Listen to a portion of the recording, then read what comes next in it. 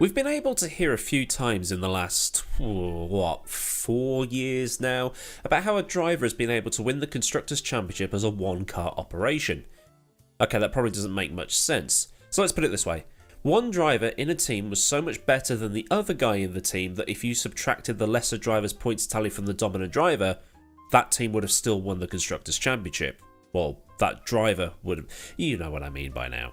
And this is probably made a little bit easier on the old research front since the Constructors' Championship wasn't a thing until 1958. And to be honest, before then there was only like 8 races a season plus the Indy 500, so it wouldn't really make much difference.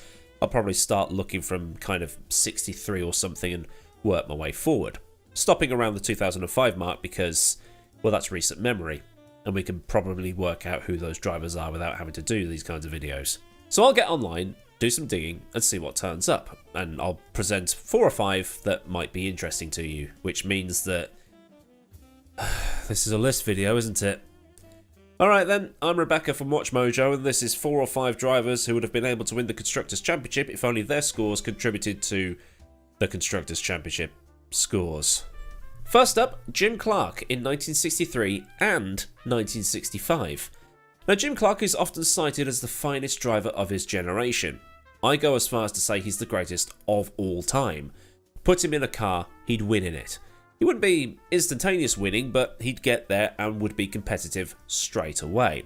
His smooth driving style was later copied by other drivers of his time, trying to figure out what it was he was doing to be so fast, while at the same time being so gentle on his gearboxes, engines and tyres. They'd go much further than the ones used by his teammates and contemporaries. If his Lotuses weren't as fragile as they were, he'd have probably set more than a few records. One insane stat that he has to his name is that he scored 100% of the available points in both of his championship seasons. Ascher did it as well, I think, but Clark did that in 1963 and 1965, the 2 years he took the World Championship.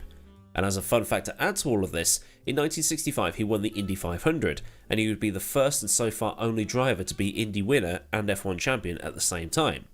Mansell would be the first to hold both overall titles at the same time. So it's not the same record.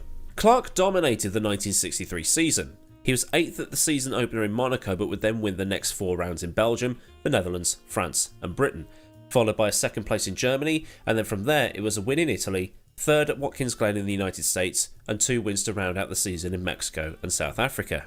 Now you might be thinking, if you're new to all of this, hang on, if he scored 100% of the points available, then his 8th place in Monaco would have been a non-score, so you're wrong. But in this era of racing, only the best 6 of the 10 rounds counted for the Drivers' Championship. It was because drivers were either going off to do Indianapolis, or they're going off to do sports cars or do other extracurricular activities, or they just couldn't get to a Grand Prix because, well, travelling. Long way, a lot of money, that kind of thing. So with Clark's Monaco, German, US and South African Grand Prix results not counted, only his 6 wins remain. If they had counted, he'd have scored 73 points overall, versus Graham Hill's 29. Jimmy was also the only Lotus driver to do the whole season as well, with the other cars driven by Trevor Taylor from Monaco through to Germany and the US to South Africa, with Peter Arundel driving at France and Mike Spence at Monza. Not that that affected the Constructors' Championship in any way, because Jimmy was A, the only Lotus driver to score points anyway, and B, the rules were at the time that only the highest placed driver from each manufacturer had his points contribute to the totals. Why was this? Because some teams had 3 cars running at some races, and if say Ferrari locked out the top 4 at Monza, as they often had 3 or sometimes 4 cars entered, it would just skew the stats a little bit. It's the same story for 1965 as well. Jimmy would win 6 of the opening 7 rounds of the season, only missing Monaco because he was off winning Indianapolis. The missed Monaco race, plus his 10th at Monza and 2 retirements at Watkins Glen and Mexico City are, well, wouldn't have changed anything, so once again he maxed out the score at 54 points. The Constructors' Championship shows that Lotus won with 54 points as well, but would have scored 58 overall because of Mike Spence scoring points where Clark failed to finish. But even with those points taken off, Clark still wins the Constructors' Championship by himself, because BRM only had 45 points. However, if it was 2 cars per race that scored as it is now, BRM would have actually been the Constructors' Champions, because they scored 61 points combined. And to avoid all of this in the future, this is the only example I'm going to put in of this 1 car scoring rule, because it just makes things moot, really. Don't need to subtract any extra scores off or anything. Honourable mentions under this go to Emerson Fittipaldi in 1972, Niki Lauda in 1976, and Jackie Stewart in 1969. Really need to find out when that rule was changed. Alan Jones, 1980. The Constructors' Championship rules have changed at this point. Every point scored by a constructor over the course of the season now counts. So no best of this or worst 3 or whatever of that.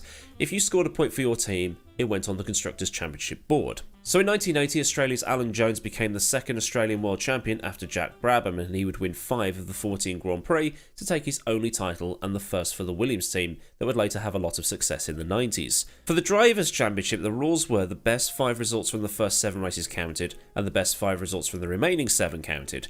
So his only point scoring result not to be counted was the 3rd place at Hockenheim. So in total, Jones scored 67 points, officially.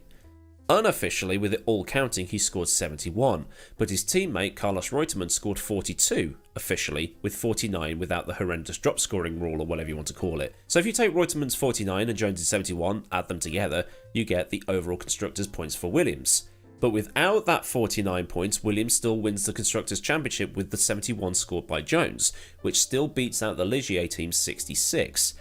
For reference, Williams dominated that 1980 season with 120 points overall, almost double that of Ligier. And an honourable mention that's lobbed in the middle of this, Alain Prost in 1988. And the reason I say Prost and not Senna is because in actuality Prost scored more points than the Brazilian that year, but due to the best X of Y system, Senna took the title. But because all points contributed to the Constructors' Championship, if you take Senna's 94 points from the 199 points McLaren scored that year, McLaren beats out Ferrari 105 to 65, just through Prost. There's also an honourable mention to Ferrari in 1982, who still managed to win the Constructors by a decent margin even with all the Pironi and Villeneuve stuff. Damon Hill, 1996. Usually when we talk about the Constructors' Championship being won by one driver, we think of the current situation with Verstappen and Perez, or Hamilton and Bottas. But in 1996, the Williams pairing of Damon Hill and Jacques Villeneuve were pretty far ahead of the rest of the pack, and had the Constructors' Championship wrapped up by the Hungarian Grand Prix. But the driver's title would still go down to the wire at Suzuka. In this dominant season for Williams, they finished the season ahead of second place Ferrari 175 points to 70, Hill scoring 97 points and Villeneuve 78. And at this point, 1996, there is no best X of Y system. You score a point, it's on the board, constructors and drivers. But subtract Villeneuve's tally from Damon's, and the 8 wins, 2 second places, a 4th and a 5th, are enough for Damon to win the title by himself. And to be honest, I've been writing this out, getting to the end of a bit and then going, ooh, how about that season? But then you go, oh yeah, this guy won, but a different team won the title. I was going to look at 2008, but that was way too close between Ferrari and McLaren. In 2009, Brawn wasn't far enough ahead. 1999, that was close as well, but it is what it is. But there are a couple when you look at them and go, really? I would have thought they'd have been able to do that just with one driver. 1992 is one of them. McLaren would have won that 99 to 52 despite Mansell and Patrese finishing 1st and 2nd in the drivers. 1993 as well. If you took Hill's 69 points from Prost 99, that's a 30-point total, and McLaren wins it with 84 points, 73 of those being Senna's. But then there's the more obvious ones, 2002, 2004, 2011, 2013, 2020, 2023, ones where the guy who won the Drivers' Championship absolutely thrashed their teammates. 2014 all the way up to 2020 might be doable for Hamilton and Rosberg to just win it by themselves, given how far ahead they were versus everybody else. You know, just like how Senna and Prost were in 88, or Prost and Lauda were in 84, the famous half-point season, which is a video I need to do at some point because that's the closest finish in history. But given the current internet situation, I've not got the time or screens to figure out what the closest season would be if you were to just take one driver's points. It might be one of the early 2010 seasons or something, but like I said, time, screens, internet, I'm getting my fibre fitted today, so might be something to just pop up as a tweet or a community post once it's all figured out. Or you could figure it out and tell me. I'm genuinely interested. But it has been fun digging through the archives to find out who would have won the Constructors' title with just one driver. And I didn't actually know for a time that it was only the lead driver's points that were taken if 2 cars scored points in a race. And there's probably a lot more seasons, particularly from the 60s and the 70s, but they had that lead car scoring rule, and if I stopped to name every possible year, I'd be here all day. This raw audio is already at nearly 16 minutes long, so if I haven't named the season you were thinking of, I haven't forgotten. Just like I hadn't forgotten Zanardi in the previous video, a lot of people wanted to point him out, but he was in cart when he had his life-changing injuries. So then, a look at the times the Constructors Championship would have been won just through one car's points tally. If you found this interesting, then do leave a like so I know I've done a good job, and for more stuff like this, get subscribed with the bell on so you never miss out. Massive thanks as ever to the kind folk at Patreon for the support, and if you want to help me pay my mortgage or otherwise keep stuff running around here, there's a link to Patreon in the description along with Discord links, social links, a link to the F1 store affiliate and other info you might want or need. Or there is super thanks if you just want to buy me a cold beer or whatever. So until next time, I've been Millward, have a great day wherever you live in the world, and I'll see you all again soon for another video. Goodbye.